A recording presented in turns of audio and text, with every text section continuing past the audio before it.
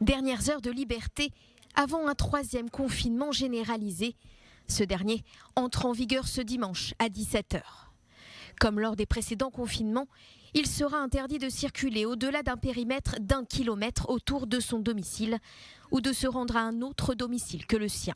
Les commerces non essentiels devront baisser le rideau. Cafés, bars et restaurants ne pourront plus faire de vente à emporter. Seules les livraisons continueront à être autorisées. Les entreprises qui n'accueillent pas de public pourront continuer à fonctionner à hauteur de 50% de leur activité. Les transports en commun ne vont fonctionner qu'à 50% de leur capacité. Les rassemblements, eux, seront limités à 10 personnes à l'intérieur, 20 personnes à l'extérieur. Les déplacements des parents dans le cadre d'une garde partagée seront autorisés. Pour les voyageurs, il sera possible de se déplacer à l'aéroport Ben Gurion dans les 8 heures précédant l'heure de décollage.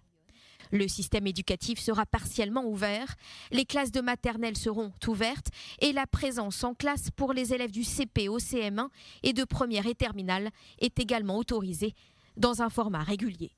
La police a averti, si de nombreux barrages routiers seront mis en place, les forces de l'ordre concentreront leurs efforts sur le respect de l'interdiction des rassemblements, notamment lors du Nouvel An du 31 décembre, ce jeudi soir. Partout où l'on observera des gens célébrer le Nouvel An, nous serons là et saurons comment faire respecter les directives.